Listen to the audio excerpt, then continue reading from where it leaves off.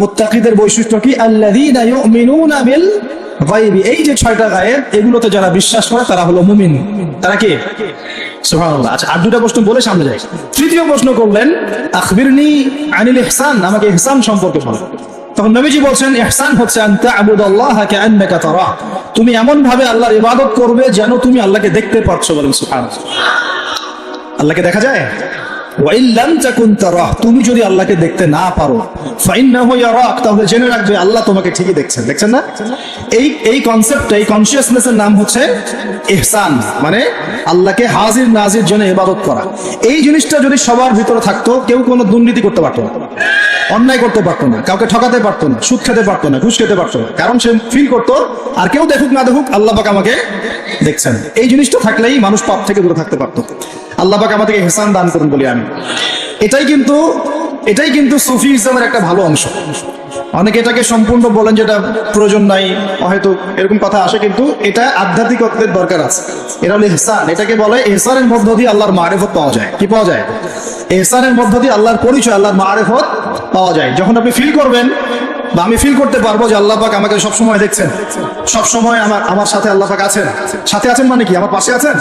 আল্লাহ পাক তার জ্ঞান দিয়ে, তার ক্ষমতা দিয়ে, সবকিছু দিয়ে আল্লাহ পাক আমাকে পরিবেষ্টন করে রেখেছেন। দেখেন নাই? তার দৃষ্টির বাইরে যাওয়ার ক্ষমতা আমার আছে, তার জ্ঞানের বাইরে যাওয়ার ক্ষমতা আছে, তার ক্ষমতার বাইরে যাওয়ার ক্ষমতা আমার আছে। অতএব এই হলো আল্লাহ কনসিয়াসনেস, যেটাকে আমরা বলি আল্লাহ কনসিয়াসনেস, মানে ইহসান। আল্লাহ পাককে হাজির নাজির জেনে ইবাদত করা, এটা হলো ইহসান। এটা ইবাদতের অনেক উঁচু স্তর।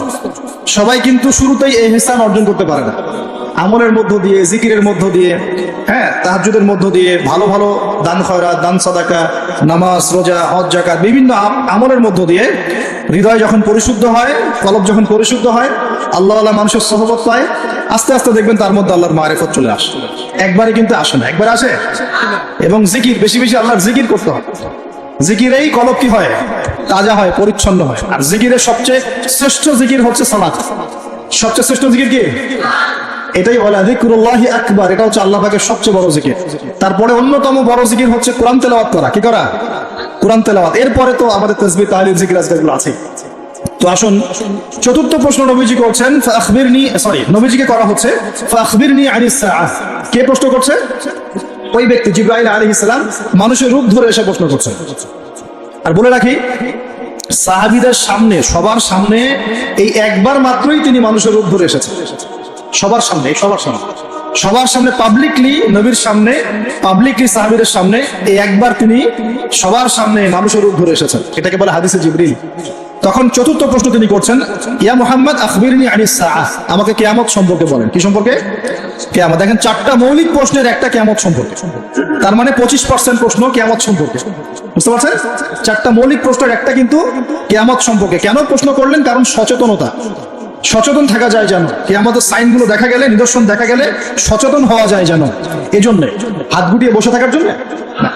প্রশ্ন করছেন কিয়ামত কবে হবে। নবীজি বলছেন মাল মাসউলু আনহা বিআ'লামা মিনাস সাইল, এই বিষয়ে প্রশ্নকারী উত্তরদাতার চেয়ে বেশি জানে না। মানে উত্তরদাতা এবং প্রশ্নকারীর জ্ঞান এখানে আসলে সমান। এখানে কেউ জানে না কিয়ামত এক্স্যাক্টলি কবে হবে। কেউ কি জানে না। তখন তিনি আবার প্রশ্ন করছেন, 5 নম্বর প্রশ্ন। কত নম্বর? 5ম প্রশ্ন করছেন ফাখবিরনি আন আমারাতিহা, তাহলে আমাকে কিছু আলামত বলে দেন। কি বলে দেন? এখন নবী সাল্লাল্লাহু আলাইহি ওয়াসাল্লাম অন্যান্য হাদিসগুলোতে অনেক আলামত বলেছেন, কিন্তু এই হাদিসে গিয়ে মাত্র 2টা আলামত বলছেন। কয়টা?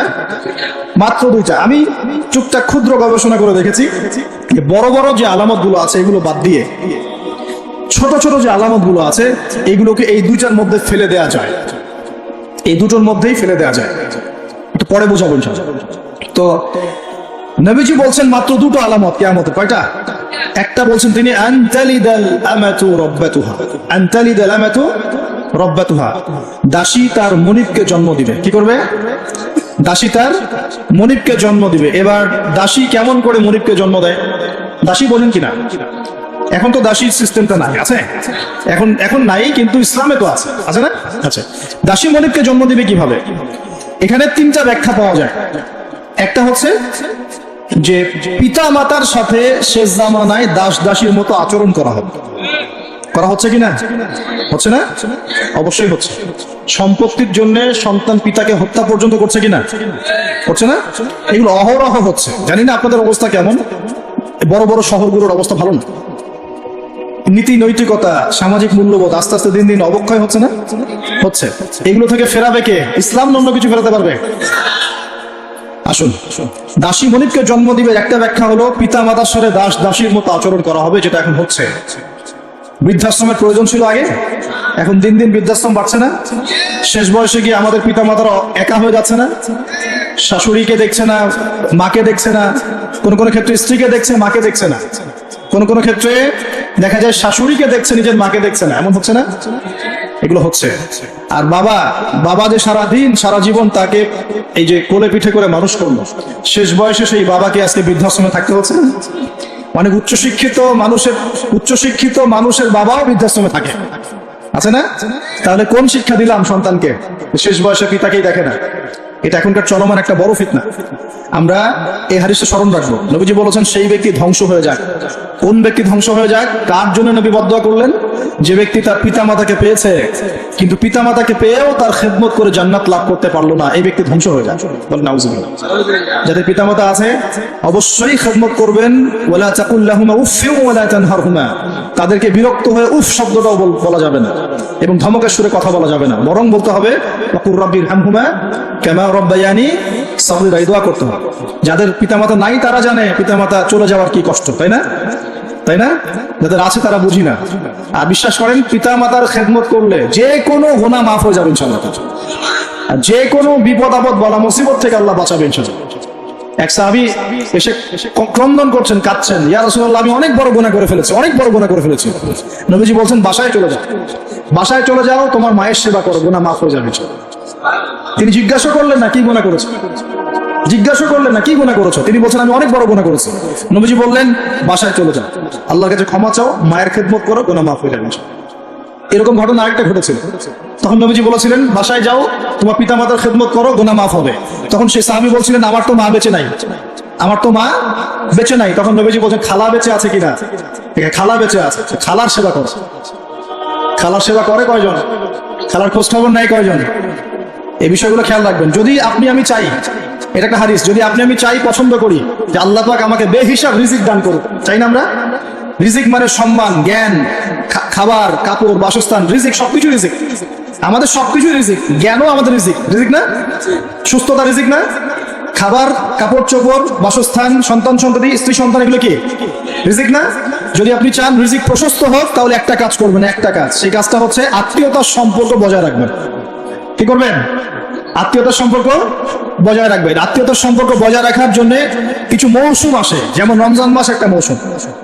এই রমজান মাসে নিজে খাবেন, আত্মীয়দেরকে হাদিয়া দিবেন, তাদের বাসায় রমজানের বাজার পৌঁছে দিবেন, ঈদের হাদিয়া পৌঁছে দিবেন, আত্মীয়তার সম্পর্ক জোড়া রাখবে।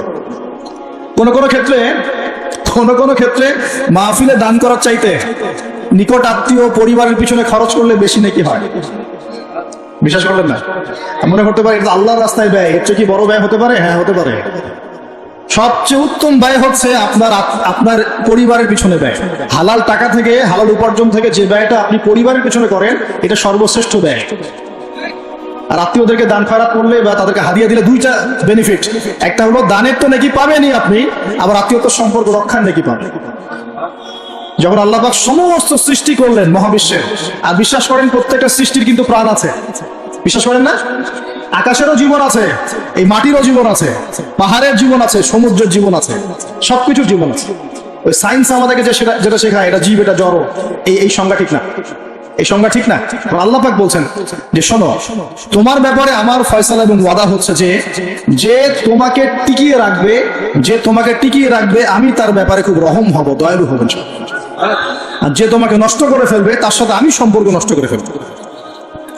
আত্মীয়তার সম্পর্ক খুব ইম্পর্টেন্ট। তো রিজিক যদি প্রশস্ত হতে চান তাহলে অবশ্যই আত্মীয়তার সম্পর্ক বজায় রাখবে, ঠিক আছে? আল্লাহ তৌফিক দান করেন।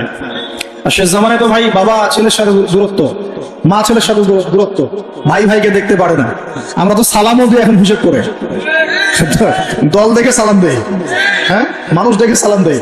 এবং আমার তরিকার কিনা, আমার দলের কিনা, আমার মাযহাবের কিনা, আমার সংগঠনের কিনা, এগুলো দেখে দেখে সালাম দেয়, তাই না? প্রিয় ভাইরা, এটাও কিয়ামতের লক্ষণ। বিশ্বাস করলেন না? আখিরুজ জামানে হাদিসের মধ্যে স্পষ্ট আসছে, কিয়ামতের আগে সালাম মানুষ বেছে বেছে দেওয়া শুরু করবে। কি বলা নাই সবই বলা আছে। কিয়ামতের আগে আগে মানুষ সালাম বেছে বেছে দেওয়া শুরু করবে, আর মসজিদগুলো হবে চাকচিক্যময়, হেদায়েত উঠে যাবে, মসজিদের মধ্যে শোরগোল বেড়ে যাবে, হট্টগোল বেড়ে যাবে। হচ্ছে না এগুলা? এমনও কঠিন হাদিস আছে যে মানুষ নামাজ পড়বে কিন্তু মুসল্লিদের মধ্যে একজন প্রকৃত মুমিন খুঁজে পাওয়া যাবে না। বলেন নাউজুবিল্লাহ। বহু মানুষ নামাজ পড়ছে, সুদ খাচ্ছে না? নামাজ পড়েও নামাজ থেকে বের হয়ে আবার মাদকাসক্ত হচ্ছে না? রোজা ইফতার খুলে তো সিগারেটে হাত দিচ্ছে, দিচ্ছে না? দিচ্ছে না? নামাজ পড়েও জেনা করছে না মানুষ? নামাজ পড়েও গার্লফ্রেন্ডের সাথে সম্পর্ক রাখছে না? নামাজ পড়েও এদিকে পর্নোগ্রাফি দেখছে না? নামাজ তো সমস্ত পাপ থেকে মানুষকে দূরে রাখার কথা। যখন নামাজ পড়েও আমরা কবিরা গুনাহ করছি, মানে নামাজ তো কবুল হচ্ছে না, হয়তো বা নামাজ সেরকম হচ্ছে না যেমনটা হওয়া উচিত ছিল। অতএব এই হাদিসটাও ঠিক আছে যে নামাজ পড়বে মানুষ কিন্তু প্রকৃত মুমিন ব্যক্তি খুঁজে পাওয়া যাবে না, এটা ঠিক আছে হাদিস। এখন আসুন, একটা ব্যাখ্যা হতে পারে দাসী মনিবকে জন্ম দেওয়ার, যে পিতা মাতার সাথে দাস দাসীর মতো আচরণ করা হবে। আরেকটা ব্যাখ্যা কি হতে পারে? আরেকটা ব্যাখ্যা হচ্ছে সত্যি সত্যি দাসী মনিবকে জন্ম দিতে পারে। কিভাবে? এটা এই বিশ্ব না আসলে আমরা ব্যাখ্যা করতে পারতাম না। কিরকম করে জানেন? মনে করেন সিঙ্গাপুর একটা কান্ট্রি, কি কান্ট্রির নাম? সিঙ্গাপুর। ওখানে মেয়েরা খুব first lane of life lead করে, ওদের সন্তান নেওয়ার সময় নাই, সন্তান জন্ম দেওয়ার ফুরসত নাই। সন্তান জন্ম দিব, বিয়ে শাদী করবো, একদম অনেক ঝামেলার কাজ, কেরিয়ার আছে সামনে, না কেরিয়ার, নিজের পায়ে দাঁড়াতে হবে, চাকরি বাকরি, অনেক কাজ। তখন তারা কি করেন? দরিদ্র কান্ট্রি থেকে কিছু মেয়েদেরকে হায়ার করে। দরিদ্র কান্ট্রি ধরেন শ্রীলঙ্কা, ইন্দোনেশিয়া, হ্যাঁ, বা সাউথ এশিয়ান কিছু কিছু কান্ট্রি থাকতে পারে। দরিদ্র কান্ট্রি থেকে মেয়েদেরকে হায়ার করে নিয়ে ওই মেয়ের গর্ভাশয়, যেটা আমরা বলি গর্ভাশয়, এখানে ওই পুরুষের শুক্রাণুকে ইনজেক্ট করে প্রযুক্তির মাধ্যমে শুক্রাণু ডিম্বাণু মিলন ঘটানোর পর এই মেয়ের ভিতরে বাচ্চা আস্তে আস্তে বয়স, খুব ভালো মন্দ খাওয়ানো হয় এই মেয়েটা যে গর্ভধারণ করছে, একে খুব ভালো মন্দ খাওয়ানো হয়, ফ্রেশ খাওয়া, ফ্রেশ পানি। 9 মাস পর বাচ্চাকে যখন সে খালাস করে, তখন এই বাচ্চাকে তারা নিয়ে নেয়, বিনিময়ে এই মেয়েটাকে পারিশ্রমিক দেওয়া হয়, $, $10,000, $20,000 দিয়ে ওকে খালাস, চলে গেল। এখন এই যে সন্তানটা জন্ম হলো, এই সন্তানটা হচ্ছে মনিবের, আর এই যে দাসী তার মনিবকে জন্ম দিয়ে চলে গেল। দেখলেন বাস্তবতা এটা এসেছে, এটা বাস্তবে এসেছে। এরকম পশ্চিমের কিছু কিছু কান্ট্রিতে এই সিস্টেমে বাচ্চা নেওয়া হয়। শুনলে অবাক হয়ে যাবেন, আমাদের মাথায় তো নাই, অবাক তো হবেনি, যেটা আমাদের কাছে অস্বাভাবিক, অবাক হবেন না? এভাবে দাসী মনিবকে জন্ম দিচ্ছে এই যুগে। আরেকটা ব্যাখ্যা, এটা আমার কাছে সবচেয়ে প্রিয় ব্যাখ্যা আর কি, সেটা হলো দাসী মনিবকে জন্ম দেওয়ার ব্যাখ্যা এক্সটেন্ডেড ওলামায়ে কেরাম করেছেন যে সে জামানায় গিয়ে সমাজে ন্যায় অন্যায়, সত্য মিথ্যা, হালাল হারাম, এই যে মানদণ্ডটা আছে এটা উল্টে যাবে আর কি। বুঝতে পারছেন না? মনে হয় ন্যায় হবে অন্যায়, অন্যায় হবে ন্যায়, হালাল হয়ে যাবে হারাম, হারাম হয়ে যাবে হালাল, সত্য হয়ে যাবে মিথ্যা, মিথ্যা হবে সত্য। এগুলো হচ্ছে কিনা? সবচেয়ে মিথ্যাবাদী ব্যক্তিকে সমাজে মানুষ বলছে সত্যবাদী ব্যক্তি। সবচেয়ে যে করাপ্টেড মানুষ তাকে বলা হচ্ছে আমানতদার ব্যক্তি। যার চরিত্র সবচেয়ে খারাপ বলা হচ্ছে একদম পবিত্র চরিত্র। হ্যাঁ, একজন মদখোর মানুষ তাকে বলা হচ্ছে খুব সম্মানী মানুষ। হ্যাঁ, একজন বেনামাজি মানুষ, কোনোদিন মসজিদের ধার কাছেও আসে না, তাকে বলা হচ্ছে খুব উন্নত চরিত্রের মানুষ, খুব ভালো মানুষ।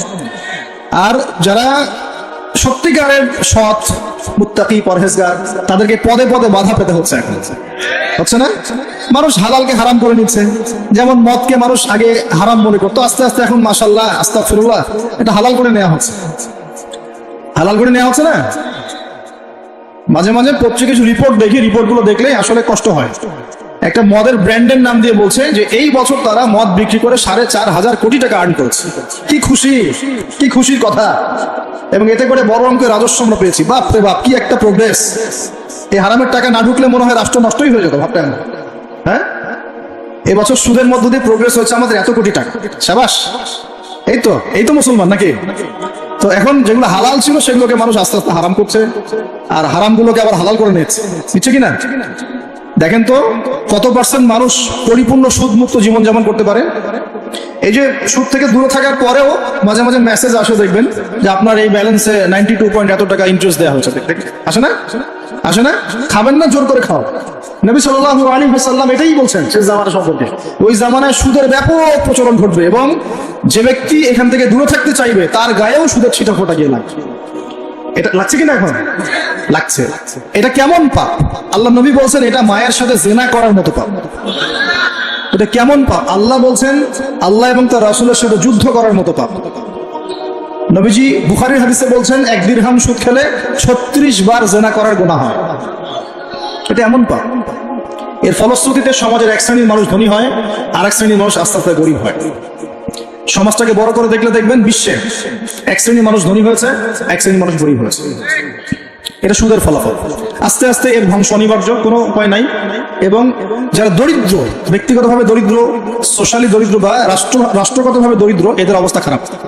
সুদের বেড়া জালে ফেলে এদের রক্ত চুষে সম্পদ নিয়ে নেবে, এটাই ওদের প্ল্যান, মাস্টার প্ল্যান। এবং যখন সুদের মধ্যে একটা জাতি পড়ে যায়, এর পুরো ব্লেম সবার উপরে চলে আসে, সবাই সুদের আন্ডারে চলে আসে। সবার শ্রম থেকে এবং রক্ত মাংস ঘাম থেকে এই টাকা পরিশোধ করতে হবে। আপনার হয়তো ইকোনমিক্স কতটুকু বোঝেন আমি জানি না, আর এগুলো ওয়াজ মাহফিলে বলার মতো বিষয় নয়। ওয়ার্ল্ডে যারা ইকোনমিক বিষয়গুলো ডিল করে, এরা সুদ ছাড়া কোনো লোন আপনাকে দিবে না, বিনা সুদে কোনো লোন আপনাকে দিবে।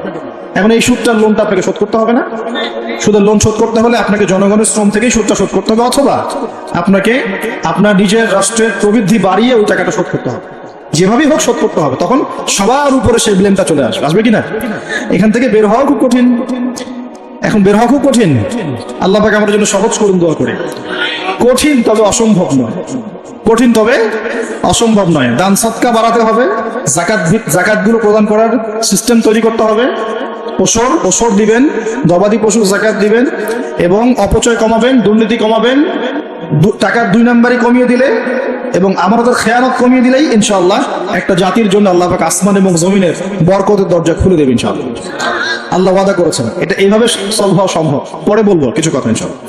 তো এখানে আমার কাছে ব্যাখ্যাটা বেশি পছন্দ। নবীজিকে বলছেন যে আমাদের সাইন বলেন, কিছু সাইন বলেন। নবীজি বলছেন দাসী মনিবকে জন্ম দিবে, তার অন্যতম ব্যাখ্যা হলো শেষ জামানায় হক বাতিল, ন্যায় অন্যায়, সত্য মিথ্যার মানদণ্ড উল্টে যাবে। এটা হয়েছে কিনা? আরেকটা সাইন তিনি বলেছেন, এটা ভালো করে শুনুন। নবীজি বলছেন সাল্লাল্লাহু আলাইহি ওয়াসাল্লাম যে কিয়ামতের আগে আগে ওয়ানতারাল হুফাতাল উরাতাল আলাতা রিয়া আশ-শাই ইয়াতাতাওয়ালুনা ফিল বুনিয়ান। নবীজি বলছেন কিয়ামতের অন্যতম নিদর্শন হবে সমাজের সবচেয়ে নিকৃষ্ট শ্রেণীর মানুষ। নিকৃষ্ট বলতে দরিদ্র, একদম দরিদ্র, যার পায়ে স্যান্ডেল পরার টাকা ছিল না, গায়ে জামা কেনার টাকা ছিল না। হুফাতাল উরাতাল আলাতা রিয়া আশ-শাই, রাখাল। রিয়া আশ-শাই মানে রাখাল, একদম রাখাল শ্রেণীর মানুষ। এরা কি করবে? ইয়াতাতাওয়ালুনা ফিল বুনিয়ান, এরা উঁচু উঁচু বিল্ডিং নির্মাণ করবে না, বরং উঁচু উঁচু বিল্ডিং নির্মাণের প্রতিযোগিতা করবে। কি করবে? এখানে নির্মাণ করা, ইয়াতাতাওয়ালুনা মানে কিন্তু বানানো না, মানে কি করা? কম্পিটিশন করা, প্রতিযোগিতা। আপনার 10 তলা, আমার 11, আপনার 12, আমার 13, আপনার 15, আমার 20। এই যে ইয়াতাতাওয়ালুনা ফিল বুনিয়ান, এই যুগটা চলছে না এখন? এই যুগটা কি 200-300 বছর আগে ছিল? তাহলে বুঝতে পারছি না সময় কাছাকাছি। এটা বোঝার জন্য কি পিএইচডি করার দরকার আছে? চোখ কান খুললেই তো দেখা যায়। ইয়াতাতাওয়ালুনা ফিল বুনিয়ান, কারা করবে? ধনীরা না, ধনীরা প্রতিযোগিতা করবে না, বলা হচ্ছে একদম দরিদ্র মানুষরা প্রতিযোগিতা করবে। এখন উত্তর দেন তো দেখি, কিভাবে গরিব মানুষ এরকম বিল্ডিং নির্মাণের প্রতিযোগিতা করতে পারে? হ্যাঁ, সুদ খাইলে। আরেকটা হচ্ছে অন্যের সম্পদ আত্মসাৎ করতে পারলে। এই দুইটা অপশন, হয় সুদ খাবে অথবা অন্যের সম্পদ গ্রাস করবে। মানে 1 নাম্বার পদ্ধতিতে করা সম্ভব, 2 নাম্বারই করতে হবে। ঠিক আছে? আরেকটা অপশন হচ্ছে যদি গুপ্তধন পান, যদি মাটি থেকে গুপ্তধন বের হয়। হ্যাঁ, গুপ্তধনও বের হয় তো, আল্লাহ পাক তো ধন দিয়েছেন মুসলিমদেরকে, তাই নাই?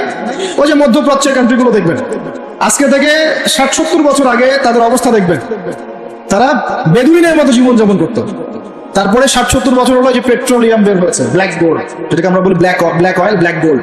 মানে এই পৃথিবীতে সোনা দিয়ে এখন এক্সচেঞ্জ করা যায় না, এই পৃথিবীতে পেট্রোলিয়াম দিয়ে এক্সচেঞ্জ করা হয় ডলারের সাথে। এটাকে বলা হয় petro dollar monetary system, petrol এবং ডলার। তো এই পেট্রোলিয়ামটা হচ্ছে এখনকার গোল্ডের মতো দামি জিনিস। এটা যখন থেকে তারা পেয়েছে, তারপর থেকে দেখেন বিল্ডিং কারো 50, কারো 60, কারো 100, কারো চলছে না? অথচ আজকে থেকে 50 বছর আগেও অবস্থা এমন ছিল না। ইয়াতাতাওয়ালুনা ফিল বুনিয়ান। আর কি বাকি আছে কিয়ামতের আলামত বলেন? আর কি বলবো? এই দুটোর মধ্যেই সব পড়ে যাবে। এবার এই ব্যক্তি উঠলেন। কোন ব্যক্তি? ওই যে জিবরাইল আলাইহিস সালাম এবার উঠে চলে যাচ্ছেন, আর সবাই চুপচাপ বসে আছেন। মানে অনেক সময় হয় না, খুব চুপ করে সব বসে থাকে, সাইলেন্স, পিন ড্রপ সাইলেন্স। এবার নবী সাল্লাল্লাহু আলাইহি ওয়াসাল্লাম নিজে বলছেন, ইয়া ওমর, হে ওমর, আতাদরি মানি সাইল, তুমি কি জানো এই ব্যক্তি কে, যে প্রশ্ন করলো, কে চলে গেল প্রশ্ন করে? তখন নবীজিকে ওমর রাদিয়াল্লাহু আনহু বলছেন, আল্লাহু ওয়া রাসূলুহু আ'লাম, আল্লাহ এবং তার রাসূলই ভালো জানেন এই ব্যক্তিকে। নবীজি বলছেন, ইন্নাহু জিবরিল, এই ব্যক্তি হচ্ছে জিবরাইল আলাইহিস সালাম। সুবহানাল্লাহ। আতাকুম ইউআল্লিমুকুম দীনাকুম, তিনি এসেছিলেন তোমাদের দিন ইসলাম শেখাতে। তিনি এসেছিলেন তোমাদেরকে তোমাদের দিন শেখাতে। কেন আসছেন তাহলে? দিন শেখাতে। তাহলে দিনের প্রশ্ন কয়টা বের হলো? ইসলাম কাকে বলে, ঈমান কাকে বলে, ইহসান কাকে বলে, কিয়ামত কবে হবে। তাহলে দিনের পড়াশোনার মধ্যে কিয়ামতের আলামত গুলো পড়তে হবে না?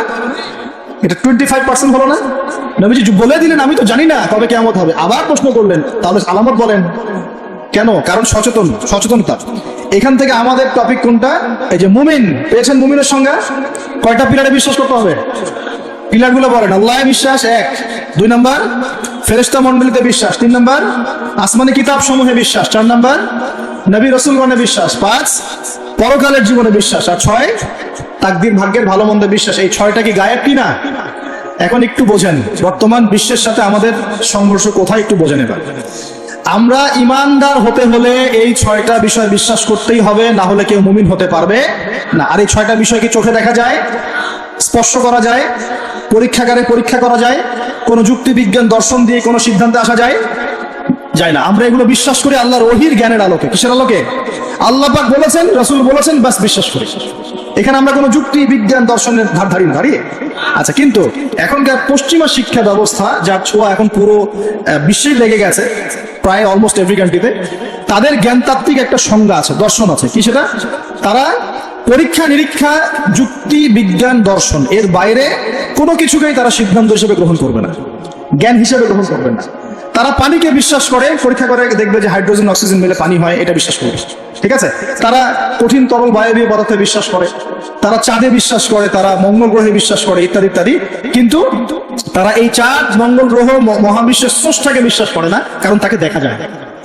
আমি কি বোঝাতে পারছি পার্থক্য কোন জায়গায়? তারা এটা বিশ্বাস করে যে হ্যাঁ, বিগ ব্যাং, মহাধুম করে একটা বিস্ফোরণ হলো আর মহাবিশ্ব সৃষ্টি হয়ে গেল, এটা ওরা বিশ্বাস করে। এই বিস্ফোরণ যে আল্লাহ পাক ঘটিয়েছেন এটাতে বিশ্বাস করবে। বুঝতে পারছেন না মনে হয়? তারা বিশ্বাস করে যে হ্যাঁ, এই যে পানি খাচ্ছি, পানি একটা জিনিস, তরল পদার্থ খাচ্ছি, কিন্তু এই পানি যে কেউ সৃষ্টি করেছেন এটাতে তারা বিশ্বাস করবে।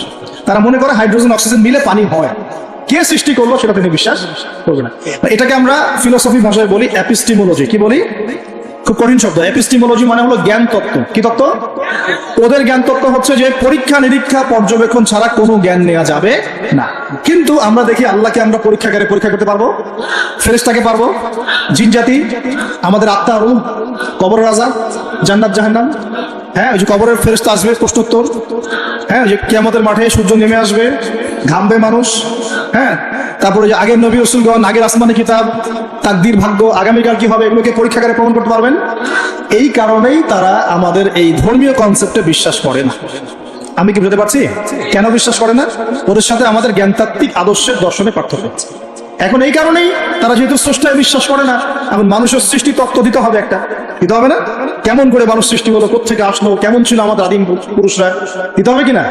এই কারণে বিভিন্ন মতবাদ তারা দিয়েছে, এই অ্যামিবা থেকে, ওই কোষ থেকে, অমুক থেকে, তমুক থেকে। এর মধ্যে একটা দিয়েছে ওই যে বিবর্তন থেকে, দেখেন নাই? আচ্ছা, এগুলো এমনি না, কারণ ওদের দর্শনটা চাপিয়ে দেওয়ার জোরপূর্বক চেষ্টা করা হচ্ছে, আর কিছু না। এখানে যে বিশ্বাস করে যে আমাদের একজন স্রষ্টা আছেন আল্লাহ রাব্বুল আলামিন, এবং তিনি প্রথম সৃষ্টি করেছেন আদম আলাইহিস সালামকে, তাকে নাম জ্ঞান শিক্ষা দিয়েছেন, তার পাজর থেকে হাওয়া আলাইহিস সালামকে সৃষ্টি করেছেন, জান্নাতে রেখেছেন, পরীক্ষা নিয়েছেন, শয়তান প্রলুব্ধ করেছে, তাই না? তারপর আমরা দুনিয়াতে চলে এসেছি, আমরা এসেছি জান্নাত থেকে পৃথিবীতে, এবং আমাদের পিতা, আদি পিতা আদম আলাইহিস সালাম। এই কনসেপ্ট যে বিশ্বাস করে তার কি বিবর্তনের প্রয়োজন আছে? আর যেহেতু ওরা এই কনসেপ্টে বিশ্বাস করে না, এই কারণে একটা সৃষ্টি তত্ত্ব দেওয়ার খাতিরে এইসব মতবাদ দিয়ে দিয়েছে। মতবাদ দেয়, দেখ, মত প্রকাশ করে করুক, সেটা বুঝলাম, স্বাধীনতা আছে, কিন্তু জোর করে চাপিয়ে দিতে হবে কেন? যারা অমুসলিম সমাজ বা যারা নাস্তিক, যারা পশ্চিমা সভ্যতার সংস্কৃতির ধারক বাহক, তারা এগুলো বিশ্বাস করে করুক। একজন মুসলিম তো করে না, করে? মুসলিম সমাজের মানুষ কি করে? তাহলে মুসলিম সমাজের মানুষকে এগুলো পড়াতে হবে কেন? এই জায়গাটাই তো সমস্যা। আমরা কি চাপিয়ে দিচ্ছি কোনো কিছু, যে আপনার ঘাট ধরে ইসলাম কবুল করো, এরকম কথা কেউ বলে? আমরা কি করি? আমরা কোরআন সুন্নাহ থেকে সত্যটা স্পষ্ট করি, যার ইচ্ছা হয় সে ইসলাম কবুল করবে, যার ইচ্ছা হয় সে করবে না। লাকুম দীনুকুম ওয়ালিয়া দিন, তোমার দিন তোমার জন্য, আমাদের দিন আমার জন্য। তোমরা যদি কোরআন সুন্নাহ মেনে নাও, আত্মসমর্পণ করো, ইনশাআল্লাহ তোমরা জান্নাতে যাবে, ইনশাআল্লাহ তোমরা আমাদের ভাই হয়ে যাবে। যদি না করো, তোমাদের কবর তোমাদের, তোমাদের তোমাদের পরকাল তোমাদের, এগুলোর সাথে আমাদের কোনো সম্পর্ক আছে? তো জোর করে মুসলিমরা কখনো চাপিয়ে দেয়, কিন্তু মুসলিমদের উপরে এখন জোর করে এগুলো চাপিয়ে দেওয়া হচ্ছে। এগুলো তো বিশ্বাস করলে কিন্তু ঈমান থাকবে না, থাকবে? কেউ যদি বিশ্বাস করে আল্লাহ মানুষ থেকে মানুষ সৃষ্টি করেন নাই, অন্য কোনো প্রাণী থেকে করেছেন, তাহলে ঈমান থাকবে? কোরআনে শত শত আয়াত আছে, ওয়াল্লামা আদামা আল-আসমাআ কুল্লাহা, আমি আদমকে সমস্ত নাম শিক্ষা দিয়েছি।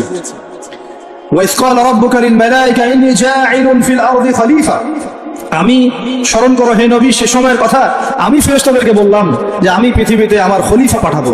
আমরা হচ্ছে এই দুনিয়া আল্লাহর খলিফা, সুবহানাল্লাহ। আমরা হচ্ছে এই দুনিয়াতে কার খলিফা? আল্লাহর খলিফা। আমরা এই দুনিয়ার অধিবাসী নই, আমরা জান্নাত থেকে এখানে এসেছি। আমরা জান্নাতে ছিলাম, কেন চলে আসলাম? শয়তান ওই যে আমাদেরকে বন্ধ করেছিল। সূরা তাহা পড়বেন, আল্লাহ পাক ওখানে বলেছেন, শয়তান গিয়ে আদম আলাইহিস সালামকে বলছিল, ইয়া আদম, হে আদম, হাল আদুল্লুকা, আমি কি তোমাকে বলে দিব, জানাবো কি, আলা শাজারাতিল খুলদি ওয়া মুলকিন লা ইয়াবলা, এমন গাছের কথা বলবো যার কাছে গেলে বা যার ফল খেলে তুমি রাজত্ব পাবে, চিরস্থায়ী রাজত্ব পাবে এবং কোনোদিন মরবে না। এই দুটো টোপ দিয়েছে, রাজত্ব পাবে, অমরত্ব পাবে। এক পর্যায়ে ওয়াসওয়াসা দিতে দিতে দিতে দিতে একদিন আমাদের পিতা সেখানে চলে গেলেন। ফাকালা মিনহা, সেখান থেকে তারা দুজন খেয়ে ফেলল। কোথা থেকে খেলো? ওই গাছের কাছ থেকে তারা খেয়ে ফেলল। ফাবাদাত লাহুমা সাওআতুহুমা, এবং তাদের গায়ের যে জামা ছিল জান্নাতের পোশাক, এটা ধাপাস করে খুলে পড়ে গেল। নাউযুবিল্লাহ। জান্নাতে সবার সামনে আমাদের পিতামাতাকে কে নগ্ন করে দিল? শয়তান। তাহলে এখন দুনিয়ায় যারা আমাদেরকে নগ্ন করতে চায় এরা কার অনুসারী বলেন? বুঝতে পারছেন না? একই মিশন না? একই মিশন। আচ্ছা, এরপর আল্লাহ পাক বললেন তোমরা আর এখানে থাকতে পারবে না। আলাম আকুল লাকুমা ইন্না শাইতানা লাকুমা আদুউম মুবিন, আমি কি তোমাদের দুজনকে বলি নাই, আদম হাওয়া, যে শয়তান হচ্ছে তোমাদের প্রকাশ্য শত্রু? তখন তারা বললেন রব্বানা যালামনা আনফুসানা, বলেন রব্বানা যালামনা আনফুসানা ওয়া ইল্লাম তাগফির লানা ওয়া তারহামনা লানাকুনান্না মিনাল খাসিরিন। এই দোয়া করলেন, আল্লাহ মাফ করে দিলেন, আলহামদুলিল্লাহ। কিন্তু দুনিয়া আর জান্নাতে থাকা হলো না। কুল নাহবিতু মিনহা জামিআ, আল্লাহ বলছেন আমি বললাম তোমরা সবাই নেমে যাও। কোথায় নেমে যাও? পৃথিবীতে নেমে যাও। তার মানে পৃথিবী আগে ছিল না পরে সৃষ্টি করা হয়েছে? পৃথিবী আগেই ছিল। পৃথিবী কি আগে থেকেই ছিল। কুল নাহবিতু মিনহা জামিআ ফাইম্মা ইয়াতিয়ান্নাকুম মিন্নি হুদান, তোমরা নেমে যাও পৃথিবীতে একসাথে, আর তোমাদের কাছে আমার পক্ষ থেকে প্রত্যেক যুগে যুগে হেদায়েত আসবে। কি আসবে? এই যে তাওরাত হেদায়েত ছিল না, তাওরাত, জাবুর, ইনজিল সব হেদায়েত ছিল, ঠিক ওই সিলসিলাতেই এসেছে কি আল কোরআন। ফামান তাবিআ হুদায়া, যারা আমার হেদায়েত মেনে নেবে, ফালা খাউফুন আলাইহিম ওয়ালা হুম ইয়াহজানুন, তাদের কোনো ভয় নাই, কোনো দুশ্চিন্তা নাই। যে জান্নাত থেকে এসেছো ওখানে ফিরে যাবে ইনশাআল্লাহ। আমরা এসেছি পৃথিবীতে জান্নাত থেকে, এখানে পরীক্ষা দিচ্ছি, উদ্দেশ্য আবার সেই জান্নাতেই ফিরে যাওয়া। আমরা এখানে থাকতে আসি নাই তো, থাকতে আসছি। আমরা এখানে আসছি জান্নাত থেকে, ফিরে যাবো কোথায়? ইনশাআল্লাহ জান্নাতে, ইনশাআল্লাহ জান্নাত। আর জান্নাতীদের 120 কাতার হবে। কত কাতার? 120 কাতার। তার মধ্যে 80 কাতার হবে উম্মতে মুহাম্মাদি, বলেন সুবহানাল্লাহ। আর এই উম্মতে মুহাম্মাদির মধ্যে আরো 70,000 স্পেশাল মানুষ আছে। কত হাজার? যারা বিনা হিসাবে, বিনা আযাবে ডাইরেক্ট জান্নাতে যাবে ইনশাআল্লাহ। তবে অন্য একটা হাদিসে আসছে যে প্রত্যেক হাজারের সাথে আরো 70,000। তবে শর্ত কঠিন। কিরকম শর্ত? সাহাবীরা বসে ডিসকাস করছেন কে হতে পারে তারা। কেউ বলছেন তারা হয়তো প্রথম দিকের মুসলিমরা হবেন, কেউ বলছেন তারা হয়তো মুজাহিদরা হবেন, কেউ বলছেন তারা বদর যুদ্ধের সাহাবীরা হবে ইত্যাদি। তখন নবী সাল্লাল্লাহু আলাইহি ওয়াসাল্লাম আবার চলে আসলেন, ব্যাক করলেন। ব্যাক করে বলছেন তোমরা কি এই বিষয়ে কি বিষয়ে কথা বলছিলে? তখন সাহাবীরা বললেন আমরা তো ডিসকাস করছিলাম যে কারা হতে পারে সেই 70,000। নবীজি বললেন শোনো, ওই 70,000 মানুষ, এক নাম্বার, ওই 70,000 মানুষ পাখি উড়িয়ে ভাগ্য গণনা করে না। প্রথম কাজটা কি? মানে তারা ইসলাম এত কঠিন ভাবে পালন করে যে পাখি উড়িয়ে ভাগ্য গণনা বা হাত দেখা, রাশিফল, এরকম শিরিকের ধার কাছেও নাই। শিরিকের ধার কাছেও নাই। 2 নাম্বার, তারা আগুনের শেখা বা উল্কি দিয়ে, এই ট্যাটু আছে না, ট্যাটু উল্কি আঁকে আগুন দিয়ে, এই ধরনের ট্যাটু উল্কি তারা আঁকে না শরীরের মধ্যে। এইসব কুলক্ষণে সুলক্ষণে তারা বিশ্বাস করে না। 3 নাম্বার, তারা অবৈধ ঝাড়ফুঁক করে না। অবৈধ ঝাড়ফুঁক করে না, বৈধ ঝাড়ফুঁক করা যাবে। সূরা ফাতিহা পড়ে ঝাড়ফুঁক করা যাবে, সূরা ফালাক নাস ইখলাস পড়ে পড়া যাবে, আয়াতুল কুরসি পড়ে পড়া যাবে, কোরআন হাদিস দিয়ে ঝাড়ফুঁক করা যাবে। কিন্তু অবৈধ কিছু ঝাড়ফুঁক আছে না, তান্ত্রিক কবিরাজদের কাছে মানুষ করে, এগুলো করা যাবে না। আর 4 নাম্বার হচ্ছে তারা সর্বাবস্থায় এক আল্লাহর উপরে তাওয়াক্কুল করে, ভরসা করে, আল্লাহর প্রতি তাওয়াক্কুল করে। এরা হচ্ছে সেই 70,000 মানুষের মধ্যে থাকবে ইনশাআল্লাহ। এক সাহাবী দাঁড়িয়ে বললেন, ওয়াকাশা দাঁড়িয়ে বলছেন যে ইয়া রাসূলুল্লাহ, আমার জন্য দোয়া করেন, আমি যেন সেই 70,000-এর মধ্যে থাকতে পারি। নবীজি বললেন হ্যাঁ, তুমি 70,000-এর মধ্যে একজন। এরপর আরো 2জন সাহাবী দাঁড়িয়ে গেলেন, আমার জন্য দোয়া করেন। নবীজি বললেন না, ওয়াকাশা অগ্রগামী হয়েছে। এভাবে সবার জন্য দোয়া করতে থাকলে দরজা কি হতো? বন্ধ হয়ে যেত, তো এই দরজা খোলা আছে। এই যুগের মানুষও হতে পারে না? যে ব্যক্তি শিরক করে না, আল্লাহ ভরসা করে, কোন রকম কুলক্ষণে বিশ্বাস করে না, ইসলাম পরিপূর্ণরূপে পালন করে, ইনশাআল্লাহ তাআলা আল্লাহ চাইলে তাদেরকে আল্লাহ পাক 70,000-এর মধ্যে আশ্রয় দিবেন, অংশ দিবেন ইনশাআল্লাহ। তো আমরা বলছিলাম যে আমরা কোথা থেকে আসছি ভাই? জান্নাত থেকে। কোথায় যাব? ইনশাআল্লাহ। এর মাঝখানে শয়তানের পথ রয়েছে কিছু, শয়তানের ফিতনা। কি ফিতনা? শয়তান চায়, শয়তান কিন্তু ওয়াদা করে আসছে, চ্যালেঞ্জ করে আসছে আল্লাহর কাছে। কি করছে? চ্যালেঞ্জ। শয়তান কি চ্যালেঞ্জ করছে জানেন? শয়তান চ্যালেঞ্জ করছে যে রব্বি, শয়তান বলছে রব্বি মানে হে আমার রব। শয়তান কিন্তু আস্তিক, শয়তান কিন্তু আল্লাহকে বিশ্বাস করে। সে বলছে রব্বি, হে আমার রব, আনজিরনি, আমাকে অবকাশ দিন, ইলা ইয়াউমি ইউবআসুন, কিয়ামত দিবস পর্যন্ত অবকাশ দিন। আল্লাহ বলছেন ফাইন্নাকা মিনাল মুনজারিন, যাও তোমাকে অবকাশ দেওয়া হলো। কিয়ামত পর্যন্ত সময় আল্লাহর কাছে এমন বড় কিছু নয়, খুব সামান্য। এবার সে বলছে রব্বি ফাবিমা আগাওয়াইতানি, হে আল্লাহ, যে আদমের জন্য আজকে আমাকে জান্নাত থেকে বের করে দেয়া হলো সিজদা না করার কারণে, লাআকুদান্না লাহুম সিরাতাকাল মুস্তাকিম, ওই আদমকে জাহান্নামে নেয়ার জন্য আমি সরল পথে ওঠ পেতে বসে থাকবো। বসে থাকে না শয়তান? সুম্মা লাআতিয়ান্না মিন বাইনি আইদিহিম, খুব ভালো করে জায়গাটা বোঝেন প্রিয় ভাই। শয়তান চ্যালেঞ্জ করে বলছে সুম্মা, এর পরে আমি আসব আদম সন্তানের সামন থেকে। কোত্থেকে? এই সামন থেকে মানে অর্থ হচ্ছে দুনিয়া, মানে আপনাকে দুনিয়ার সমস্ত ফিতনা এসে কলুব্ধ করে রাখবে। কারণ দুনিয়া চোখের সামনে দেখা যায় না, দেখা যায় দুনিয়ার অভাবের ধোঁকা দিবে, বেকারত্বের ধোঁকা দিবে, হতাশা, এইটা সেইটা, স্বামী স্ত্রীর ফিতনা, পরিবারের ফিতনা, সামাজিক ফিতনা, আপনাকে দুনিয়ার এই ফিতনা এসে ব্যস্ত রাখবে, রাখে না? এটা হচ্ছে সামন থেকে আসে। ওয়ামিন খালফিহিম, পিছন থেকে আসবে। পিছন থেকে মানে আপনাকে পরকাল সম্পর্কে হতাশ করে দিবে, এবং পরকাল সম্পর্কে আপনাকে কুধারণা সৃষ্টি করবে, এবং পরকাল সম্পর্কে আপনার মধ্যে একটা গাফেলতি সৃষ্টি করে দিবে যে পরকাল না, পরে দেখা যাবে। হ্যাঁ, পিছনে কি আছে? পরকাল না? তো পিছনটা পরকাল, তো পরকাল আসবে যখন তখন দেখা যাবে। হ্যাঁ, বৃদ্ধ হলে তখন তওবা করে নিব, এখনো কি তাড়াহুড়ার কি আছে, পরে দেখা যাবে শেষ বয়সে। এরকম করে আপনাকে ভুলিয়ে ভালিয়ে রাখবে পিছন থেকে। আবার হতাশ করে দিবে, আমার পরকালে আমার জান্নাত হবে না, আমি তো এত আমল করতে পারি নাই, হ্যাঁ আমার কি হবে, আমার আত্মহত্যা ছাড়া কোনো পথ নাই, এভাবে হতাশ করে ফেলবে আপনাকে পিছন থেকে। সুম্মা লাআতিয়ান্না মিন বাইনি আইদিহিম ওয়া মিন খালফিহিম, সামন থেকে আসবো, পিছন থেকে আসবো, ওয়া আন আইমানিহিম, ডান দিক থেকে আসবো। ডান দিক মানে কি? এটার ব্যাখ্যাও চমৎকার। ডান দিক মানে কি? আমরা বলি না ডান পক্ষ খুব ভালো মনে করি না? ডান পক্ষ ভালো, ডান দিকটা ভালো, শুভ মনে করি তো। ডান দিক হচ্ছে আপনাকে নেক্সট সুরতে সে ঢোকায় ফেলবে। ডান দিক মানে কি? নেক্সট সুরতে ঢোকায় ফেলবে। মনে করেন ডান দিক মানে ভালো, মানে আপনি নামাজ পড়ছেন কিন্তু নামাজের মধ্যে শিরক ঢুকাই দিবে, মানুষ দেখতেছে ভালো করে নামাজ পড়ে, নামাজ যাকাত দিচ্ছেন, দান সদকা করছেন, মনের মধ্যে রিয়া ঢুকাই দিবে, ভালো কাজই তো করছে, ঠিক আছে? মানে হ্যাঁ, এটাও ঠিক। ওই যে হালাল প্রেমের দিকে উদ্বুদ্ধ করার চেষ্টা করবে। নেক্সট সুরতে ঢোকা, নেক্সট সুরতে, হ্যাঁ নেক্সট মানে আলেম হয়েছে মানুষ, সবাই একদম বড় বক্তা আলেম সব বলছে, মনের মধ্যে অহংকার, নেক্সট সুরতে ঢোকা, ঠিক আছে? বা মনে হচ্ছে যে এক ভাইয়ের গীবত তহমত সমালোচনা করাকে সে দিনের পথে সংগ্রাম মনে করছে, নেক্সট সুরতে ঢোকা। হ্যাঁ, এক ভাইয়ের সমালোচনা করা, গীবত করা, তার চরিত্র উদ্ধার করে ফেলা, এটাকে সে মনে করছে যে দিনের জন্যই করছে, ঠিক আছে? নেক্সট সুরতে ঢোকা, নেক্সট সুরতে, ডান দিক থেকে মানে কি? নেক্সট সুরতে আপনাকে ধোকায় ফেলে দিবে, ফেলছে না? ফেলছে। কিন্তু এটা কিন্তু ডেঞ্জারাস। এটা কাদের জন্য? এটা আবেদ মানুষদের জন্য, যারা আল্লাহকে মানে, রাসূলকে মানে, চেষ্টা করে দিনের পথে চলার জন্য, এদেরকে সে ডান দিক থেকে আসবে। আমাদের ক্ষেত্রে আল্লাহ পাক হেফাজত করুন বলি আমি। আর চতুর্থটা হলো ওয়ান শামাইলিহি, ওদের বাম দিক থেকে আসবে। এটা কেমন? এটা হচ্ছে ফাসেক জালেম শ্রেণীর মানুষ যারা, তাদের সামনে মদ, জুয়া, জেনা সবকিছু উন্মুক্ত করে দিবে, এগুলোর পিছনে ছোট একটা। তো এইভাবে চতুর্দিক থেকে শয়তান আসবে এবং বলবে, আল্লাহকে বলেছে ওয়ালা তাজিদু আকসারাহুম শাকিরিন, আল্লাহ আপনি বেশিরভাগ আদম সন্তানকেই শুকরগুজার পাবেন না। এটা কি বাস্তব না? এখন বেশিরভাগ মুসলিম নামাজ পড়ে না, পড়ে না? বেশিরভাগ মুসলিম যাকাত দেয় কি দেয় না? রমজান মাস আসছে দেখবেন বেশিরভাগই অনেকেই রোজা রাখবে না, আছে না? রমজান মাসে মানুষ বেপরদায় চলছে না? রোজা রেখেও মানুষ মাপে কম দিবে না? নামাজ পড়েও সুদ খাচ্ছে না? মানে বেশিরভাগ মানুষ কিন্তু সত্যি সত্যি আল্লাহর পথে নাই। এই পৃথিবীতে বেশিরভাগ মানুষ বলছে আল্লাহর সন্তান আছে, নাউযুবিল্লাহ। খ্রিস্টানরা বলছে না আল্লাহর সন্তান আছে? তো বেশিরভাগ মানুষকে আমি পথভ্রষ্ট করে ছাড়বো, শয়তান কিন্তু বলে গেছে, এবং সেটা কিন্তু বাস্তব হচ্ছে। আল্লাহ পাক অন্য সূরায় বলেছেন ওয়াকালিলুম মিন ইবাদিয়াশ শাকুর, আমার শুকরগুজার বান্দা খুব কম হবে। কি হবে? কম হবে। হাদিসের মধ্যেও আসছে যে তোমরা ৭৩ দলে ভাগ হয়ে যাবে। কত দল? তার মধ্যে একটা মাত্র দল জান্নাতে যাবে। কয়টা দল?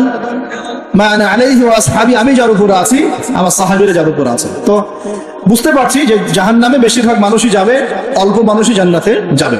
তবে জান্নাতীদের মধ্যে বেশিরভাগ হবে উম্মতে মুহাম্মাদের মতে ইনশাআল্লাহ। তবে সুসংবাদ আছে। সুসংবাদ কি? আল্লাহ রাব্বুল আলামিন আমাদের নবীজিকে একটা ওয়াদা করেছেন, এটা গিফট, হাদিয়া দিয়েছেন। কিরকম হাদিয়া? আমাদের নবীজিকে আল্লাহ পাক বলেছেন, হে মুহাম্মদ সাল্লাল্লাহু আলাইহি ওয়াসাল্লাম, তোমার উম্মতের মধ্যে কোনো ব্যক্তি যদি আসমান জমিনের সমান গুনাহ করে কিন্তু তার আমল নামায় শিরকের কোনো পাপ থাকে না, শিরকের কোনো গুনাহ নাই, আমি তার সামনে আসমান জমিন সমান ক্ষমা নিয়ে হাজির হব ইনশাআল্লাহ। মানে যে ব্যক্তি লা ইলাহা ইল্লাল্লাহ মন থেকে পড়েছে, আমল করার চেষ্টা করেছে, শিরক থেকে বেঁচে থাকার চেষ্টা করেছে, ইনশাআল্লাহ একদিন না একদিন সে জান্নাতে যাবেই যাবে। এটা তো খুশির কথা আমাদের জন্য। আল্লাহ পাক আমাদেরকে তাওহীদপন্থী বানাক এবং শিরক থেকে বাঁচিয়ে রাখুন। এখন মুমিনের সংজ্ঞা তো বুঝলেন, এই সমস্ত গায়েবে আমরা বিশ্বাস করি বলেই আমরা কি মুমিন। এই মুমিনদেরকে আল্লাহ পাক বলছেন ইত্তাকুল্লাহ, তোমরা আল্লাহকে ভয় করো। কি করো? আর মুমিন হলেই মুত্তাকি হওয়া যাচ্ছে না। মুমিনদেরকে আল্লাহ পাক বলছেন যে আল্লাহকে ভয় করো। আল্লাহকে ভয় করার মানে কি? এক কথায় আমি একটা অ্যানসার দিচ্ছি। সূরা হাশরে চলে যান। কোন সূরা? সূরা হাশর। এই সূরার 7 নম্বর আয়াত। কত নম্বর? আল্লাহ পাক বলছেন ওয়ামা আতাকুমুর রাসূলু ফাখুযু। রাসূলুল্লাহ সাল্লাল্লাহু আলাইহি ওয়াসাল্লাম তোমাদেরকে যা যা দিয়েছেন সব গ্রহণ করে নাও। রাসূল যা যা দিয়েছেন গ্রহণ করে নাও। ওয়ামা নাহাকুম আনহু ফান্তাহু। রাসূল যা যা নিষেধ করেছেন ছেড়ে দাও। সোজা কথা, রাসূল যা যা নিষেধ করেছেন ছেড়ে দাও। এই একটা মূলনীতি মেনে চলতে পারলেই মানুষ মুত্তাকি হয়ে যাবে ইনশাআল্লাহ। এত বেশি কথা দরকার না। এই একটা মূলনীতি, রাসূল যা যা দিয়েছেন নিয়ে নাও, রাসূল যা থেকে নিষেধ করেছেন ছেড়ে দাও, ইনশাআল্লাহ তোমরা সফল হয়ে যাবে, মুত্তাকি হয়ে যাবে। রাসূল কি দিয়েছেন একটু গুছাই দিই আপনাকে। এই যে ঘুমাবো আমরা, আচ্ছা শুরু করি আপনার চেহারা। রাসূল কি আমাদেরকে ক্লিন শেভ চেহারা দিয়েছে? হ্যাঁ। আজকে এক ভাই আমাকে টেক্সট করলো, কোথায় জানি বাংলাদেশের বাধ্যতামূলক করা হয়েছে একটা প্রতিষ্ঠানে ভর্তি হতে হলে ক্লিন শেভ করতে হবে। তো চিন্তা করেন কিভাবে ফোর্স করা হচ্ছে। এভাবে তো বলতে পারতেন যে যার ইচ্ছা হয় সে শেভ করবে, যার ইচ্ছা হয় সে দাঁড়িয়ে রাখবে। এটা চাপিয়ে দেওয়া হলো না, হলো? এটা চাপিয়ে দেওয়া হলো না। আমরা যদি বলি যার ইচ্ছা হয় সে শেভ করবে, যার ইচ্ছা হয় সে দাঁড়িয়ে রাখবে, এটা কি চাপিয়ে দেওয়া হলো? এটা কি দাঁড়িয়ে রাখা চাপিয়ে দিলাম? কিন্তু তারা বলছে দাড়ি শেভ না করলে ভর্তি হওয়া যাবে না। চাপিয়ে দিল না? ধ্বংস হোক এদের। কি হোক এদের? ধ্বংস হোক। আল্লাহ পাক ধ্বংস করুক এদেরকে। যারা নবীর সুন্নতকে এভাবে জবাই করে এদেরকে ধ্বংস করুক। একটা মানুষ একা একা করে একটা জিনিস, একা একা সে করে, একা একা সে নিজের আমল মনে করে করে, তার কাছে মনে হয়, সে মনে করে হ্যাঁ এটা একটা গুনার কাজ করছি, এক সময় ছেড়ে দেবো ইনশাআল্লাহ, মনে করেন এমন মানুষ। এদেরকে আল্লাহ মাফ করে দিবেন ইনশাআল্লাহ। এই মানুষগুলোকে আল্লাহ মাফ করে দিবেন ইনশাআল্লাহ। আমি আল্লাহকে চিনি, আমার কাছে মনে হয় আমি আল্লাহকে চিনি। একজন মানুষ মনে করে একটা শেভ করতেছে, কিন্তু তার মনে হয় যে না আসলে শেভ করাটা খারাপ কাজ, এটা খারাপ কাজ, এটা আসলে আমি বাধ্য হয়ে করছি বা করতে হচ্ছে, ইনশাআল্লাহ আমি আর একটু বড় হলে ছেড়ে দিব, ইনশাআল্লাহ আল্লাহ চাইলে তাকে মাফ করে দিবেন। আর একজন এটাকে করতে বাধ্য করছে, না এটা করতেই হবে, রাখা যাবে না, শুনুন এটা কাটতে হবে, শেভ করতে হবে, এ মাফ পাবে না ইনশাআল্লাহ, ইল্লা মাশাআল্লাহ, ইল্লা মাশাআল্লাহ। চাপিয়ে দেয়, খুব খারাপ জিনিস। কেন চাপিয়ে দিবেন আপনি? কেন চাপিয়ে দিবেন? আর একজন পুরুষের সৌন্দর্যই তো হচ্ছে দাড়ি। আমি তো আফসোস করি দাড়ি নাই চেহারা, কত আফসোস করি। মানুষ আপনাদের দাড়ি দেখলে আমার হিংসা হয়, ঈর্ষা হয়। এটা ঈর্ষা, হিংসা না, এটা কি ঈর্ষা। গাল ভর্তি দাড়ি থাকবে দেখে কত চমৎকার লাগে মাশাআল্লাহ। আমাদের নবী সাল্লাল্লাহু আলাইহি ওয়াসাল্লামের চেয়ে কোনো হ্যান্ডসাম পুরুষ আছে? ছিল কখনো? নবী সাল্লাল্লাহু আলাইহি ওয়াসাল্লামের দাড়িগুলো এত সুন্দর ছিল, দাড়ি দিয়ে খুশবু বের হতো, সুবহানাল্লাহ। এমনিতেই দাড়িতে মেহেদি না দিয়েই দাড়ি একটু ব্রাউন রঙের দাড়ি ছিল, মেহেদি দেওয়া লাগতো না, এমনি ব্রাউন কালার দাড়ি। বুঝতে পারছেন না? অনেক টকটকা ফর্সা মানুষ ছিলেন তিনি। আমাদের একদম উপর লেভেল থেকে শুরু করে বাথরুমের টয়লেট পর্যন্ত সব এখন পশ্চিমা কালচারে চলছে। কোন জায়গায় এমন টয়লেট দেখা যায় যে দাঁড়ায়ও পেশাব করার বুদ্ধি নেই, দেখেন নাই মনে হয়? একটা তো ইস্তেঞ্জা করতে হয় বা পায়ে ভর দিয়ে। কোন পায়ে? এখন এই যে ইংলিশ কমোডে আপনি বা পায়ে ভর দিয়ে কেমনে করবেন বলেন দেখুন, কিভাবে সুযোগ আছে? আর পাবলিক টয়লেট যদি হয় তাহলে ওটাতে বসলে কাপড় এগুলো পাক থাকবে, ওটাতে নামাজ হবে। চিন্তা করেন তো, সূচিবায়ু হয় না? আচ্ছা, সব জায়গায় পশ্চিমা সভ্যতা ঢুকে গেছে, সব জায়গায়, বাথরুম থেকে শুরু করে একদম ওই বিশ্ব পরিচালনা পর্যন্ত সব ওদের শূন্যতা চলছে। আর কিছু দেখলাম যে এরকম কিছু বোল বা মাটির মতো রেখে দিয়েছে, ওখানে দাঁড়ায় ধরে ধরে করতে হয়। হ্যাঁ, এখন দেখা যায় কোনো মানুষের হাইট 6 ফুট, কোনো মানুষের 5 ফুট, কোনো মানুষের 4 ফুট। এখন যদি ম্যাচ না করে আমি কি করবো? পাপ যদি ঠিক না হয় কি করবে? চিন্তা একটু দেখেন নাই মনে হয়, দেখবেন ঘুরতে থাকেন। আল্লাহ পাক কি বলেছেন? সিরু ফিল আরদ, জমিনে বিচরণ করো, ঘোরো, জমিন ঘুরে দেখো, ফানজুর, দেখো কাইফা কানা আকিবাতুল মুকাদ্দিবিন, আল্লাহর বিধান যারা অস্বীকার করেছে ওদের কি পরিণত হয়েছে দেখো। ঘুরতে বলেছেন আল্লাহ পাক। তো দেখেন আমাদের সব সুন্নত গুলো কেন জানি আস্তে আস্তে ওইদিকে চলে যাচ্ছে। আল্লাহ পাক বাঁচাক আমাদের।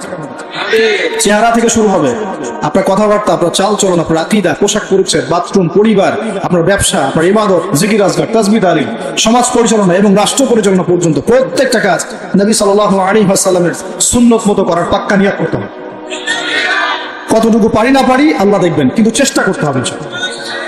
ব্যক্তি পর্যায়ে তো পারবো নাকি? এখানে তো আমাকে কেউ ফোর্স করবে না, করবে? আমি যদি দাড়ি ছেড়ে দেই কারো কিছু বলার আছে? আপনি যদি হালাল খান কেউ কিছু ফোর্স করবে আপনাকে? আপনি নামাজ ঠিক মতো পড়েন, রোজা রাখেন, তাসবিহ তাহলিল করেন, জিকির আজকার করেন, আপনার পরিবারে পর্দা কায়েম করেন, কেউ কি ফোর্স করবে আপনাকে? উপরের লেভেলে হয়তো আমরা ইম্পোজ করার ক্ষমতা আমাদের নাই, ওটা পরে। আগে ব্যক্তি জীবন ঠিক করেন, আগে ব্যক্তি জীবন ঠিক করেন, পরিবার ঠিক করেন, আপনার অর্থনীতি ঠিক করেন। ইনশাআল্লাহ তাআলা আল্লাহ পাক আমাদেরকে প্রকৃত মুত্তাকি বানিয়ে দিবেন ইনশাআল্লাহ। আল্লাহ বলছেন প্রকৃত মুত্তাকি হও। কেমন করে আল্লাহকে ভয় করো? হাক্কা তুকাতি, ভয় করার মতো ভয় করো। ভয় করার মতো ভয় মানে কি? জীবনের কিছু অংশে ইসলাম পালন করব, বাকি অংশে করব না এমন? নাকি জীবনের প্রত্যেকটা ক্ষেত্রে ইসলাম পালনের চেষ্টা করব? কোনটা? জীবনের প্রতিটা ক্ষেত্রে আল্লাহ পাক আমাদের সবাইকে ইসলাম পালন করার তৌফিক দান করুন। আল্লাহকে ভয় করো, ভয় করার মতো করে ভয় করো। আরেকটা কথা বলেছেন আল্লাহ পাক, ওয়ালা তামুতুন্না ইল্লা ওয়া আনতুম মুসলিমুন, পরিপূর্ণ মুসলিম না হয়ে মৃত্যুবরণ। পরিপূর্ণ মুসলিম কি জিনিস? যে ব্যক্তি বেপর্দায় চলে, এক মহিলা, আবার মাশাআল্লাহ নামাজও পড়ে, পরিপূর্ণ মুসলিম হলো কি? একজন ব্যক্তি 5 ওয়াক্ত নামাজ দিয়ে মাশাআল্লাহ, কিন্তু টেবিলের নিচ দিয়ে ঘুষ নিচ্ছে, পরিপূর্ণ মুসলিম হলো? একজন ভাই রোজাদার, মাশাআল্লাহ রোজা রেখেছেন, কিন্তু রোজা রেখে ব্যবসা করছেন, মাপে কম দিচ্ছেন, পরিপূর্ণ মুসলিম হলো? একজন যুবক আল্লাহর জন্য কাজ করছে মাশাআল্লাহ, আবার এদিকে হারাম সম্পর্কে লিপ্ত, পরিপূর্ণ মুসলিম হলো কি? পরিপূর্ণ মুসলিমের সংজ্ঞা বোঝানোর জন্য কোনো ব্যাখ্যার প্রয়োজন নেই। পরিপূর্ণ মুসলিম মানে উদখুলু ফিস সিলমি কাফা, তোমরা ইসলামের হুকুম আহকামকে পরিপূর্ণরূপে গ্রহণ করো, ইসলামে পরিপূর্ণরূপে প্রবেশ করো, বাস। এখন একসাথে কি সব আমল করা যায়? যায় না, কিন্তু চেষ্টা তো করা যায় নাকি? আমরা শুরু করি, আমরা চেষ্টা করি, ব্যক্তি পর্যায় থেকে শুরু করি, পরিবারটা ঠিক করার চেষ্টা করি, হালাল খাওয়ার চেষ্টা করি, ইবাদত বাড়িয়ে দেই, দ্বীনের জ্ঞান অর্জন করি, উলামায়ে কেরামের সুহবতে থাকি, আল্লাহর জিকির বাড়িয়ে দেই। ইনশাআল্লাহ তাআলা আল্লাহ পাক অনেক বড় জায়গায় নিয়ে যাবে ইনশাআল্লাহ। আল্লাহ পাক আমাদের সবাইকে এই আয়াতটা বোঝার তৌফিক দান করুন। বলিয়া আমাদের সবাইকে আল্লাহ পাক পরিপূর্ণ মুমিন হওয়ার তৌফিক দান করুন, ঈমানের 6 পিলারের উপর বিশ্বাস করার তৌফিক দান করুন, এটাকে মুখে স্বীকার করার তৌফিক দান করুন, কাজেও বাস্তবায়ন করার তৌফিক দান করুন। আল্লাহ পাক আমাদেরকে পরিপূর্ণ মুত্তাকি বানিয়ে দেন, আল্লাহকে ভয় করার মতো করার তৌফিক দান করেন, এবং পরিপূর্ণ মুসলিম হওয়ার তৌফিক আল্লাহ পাক দান করেন। তাহলে 2টা এক্সাম্পল দিয়ে আমি শেষ করব। পরিপূর্ণ মুসলিমের এক্সাম্পল আল্লাহ পাক দিয়েছেন ইব্রাহিম আলাইহিস সালামের মতো। কোথায়? ইব্রাহিম আলাইহিস সালামের স্ত্রীকে এবং সন্তানকে আল্লাহ পাক বলছেন রেখে আসো ওই মক্কার জনমানব শূন্য জায়গায়। ওই মক্কায় কোনো মানুষ ছিল? কোনো খাবার, কোনো পানি? ইব্রাহিম আলাইহিস সালাম কি বলেছিলেন আল্লাহ আমি কেন তাকে এখানে রেখে আসবো? কি যুক্তি এর পিছনে, কি লজিক, কি সায়েন্স বলেছিলেন? নাকি আল্লাহ পাক বলেছেন বাস আমল করেছেন? সামি'না ওয়া আতা'না, শুনলাম মানলাম, শুনলাম মানলাম, শুনলাম মানলাম, এর নাম ইসলাম। কোনো প্রশ্ন করা যাবে না। প্রত্যেকটা প্রশ্নের উত্তর আছে ঠিকই, প্রতিটা প্রশ্নের উত্তর ঠিকই আছে, কিন্তু সব উত্তর বোঝার জ্ঞান আল্লাহ পাক আমাকে দেন না। নামাজ যে আল্লাহ পাক করতে বলেছেন, নামাজ পড়লে আমরা পরকালে জান্নাতে যাব ইনশাআল্লাহ, ইনশাআল্লাহ নামাজ পড়ার মধ্য দিয়ে আমাদের সমাজের ঐক্য হবে, ইত্যাদি অনেক ব্যাপার আছে। আপনার ফিজিক্যালও অনেক উপকার আছে, নামাজ পড়লে শারীরিক অনেক উপকারও আছে, কিন্তু সবকিছু তো আর ব্যাখ্যা করার প্রয়োজন নাই। আল্লাহ বলেছেন করো, নিশ্চয়ই এর মধ্যে কল্যাণ আছে, ব্যাস।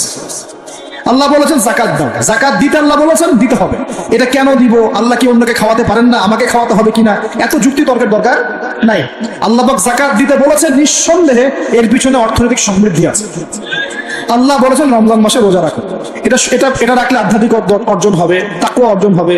আমরা রমজান মাসে তারাবি পড়ি, ইবাদতের মৌসুম, কোরআন খতম দেই, আমরা জিকির করি, অন্যকে ইফতার করাই, যাকাত দেই, সাদকাতুল ফিতর দেই, কত ইবাদত করি রমজান মাসে। আল্লাহ পাক করতে বলেছেন, এর পিছনে আরো অনেক কল্যাণ আছে, হয়তো আমরা জানি না। আমার শরীরে হয়তো এমন অনেক সমস্যা হতো যেটা রমজান মাসে রোজা রাখার ফলে শরীর ঠিক হয়ে গেছে, হবে না? এই অজু করি, আমরা অজু করি পবিত্রতা অর্জন করার জন্য, নামাজের জন্য, কিন্তু এই অজু করার বদৌলতে অনেক ভাইরাস ব্যাকটেরিয়া থেকে আল্লাহ আমাদেরকে বাঁচান না? সব কিছুর পিছনে কোনো না কোনো কারণ আছে, সব কারণ হয়তো আমার জানা নাই। এই জন্য আল্লাহ পাক বলেছেন সামি'না আতা'না, এর নাম মুসলিম, শুনলাম মানলাম, এর নাম মুসলিম।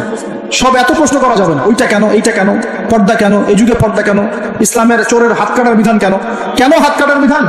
এই এলাকায় যদি একটা চোরকে সবার সামনে হাত কেটে দেয় কেউ, এলাকায় চুরি বাড়বে না কমবে? কি মনে হয় আপনাদের?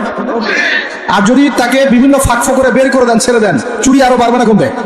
আরো বাড়বে, আরো বাড়বো। দেখবে যে ধর্ষণ করলে কোনো শাস্তি নাই, আরো করবো। মদ খাইলে কোনো শাস্তি নেই, আরো খাবো। চুরি করলে কোনো শাস্তি হয় না, আরো করবো। বাস, এই তো বাড়তেই আছে দিন দিন এগুলো। আর যদি সবার সামনে ধরে একটা ধর্ষককে ফাঁসি দিয়ে দেন, আর ভয়ে কেউ ধর্ষণ করার চেষ্টা করবে না। আল্লাহ পাকের বিধান প্রতিটাই কল্যাণকর। এখন মানুষকে এগুলো বোঝাতে হয়। আফসোস, কিছু মানুষ বলে ভাই সব জায়গায় ধর্ম টেনে আনবেন না। সব জায়গায় ধর্ম টেনে আনবো না মানে কি? সব জায়গায় আপনার মন গড়া বিধান টেনে আনবেন না, সব জায়গায় ধর্ম ঠিকই চলবে। আমাদের এটা কি শুধু ধর্ম না জীবন ব্যবস্থা?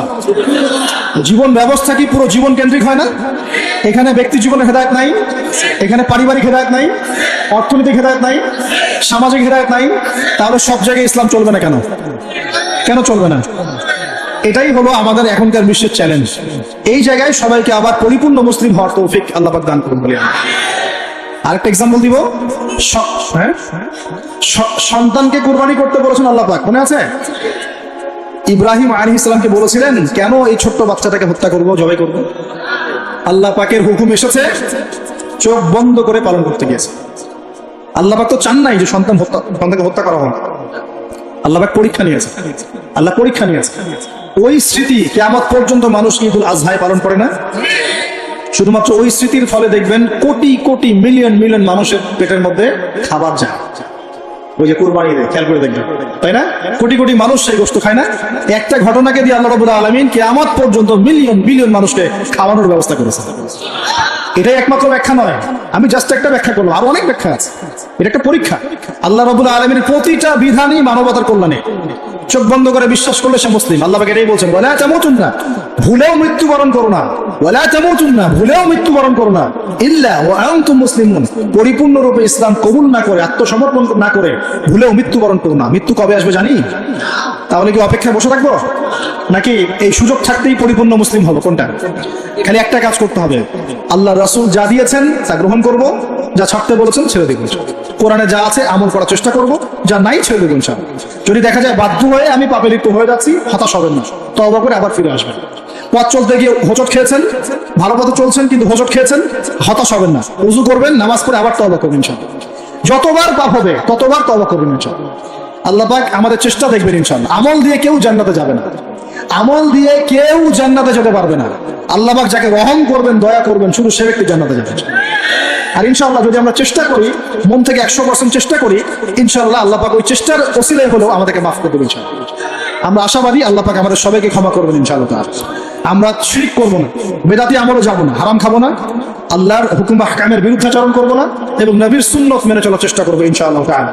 আল্লাহ পাক এই ওসিলায় আমাদের সবার গুনাহগুলোকে মাফ করে দেন। আমরা দোয়া করি আল্লাহ পাক সবাইকে যেন পরিপূর্ণ মুসলিম হওয়ার তৌফিক দান করেন, নামাজি বানিয়ে দেন। আসন্ন রমজানে 30টা রোজা সুস্থতার সাথে রাখার তৌফিক দান করেন।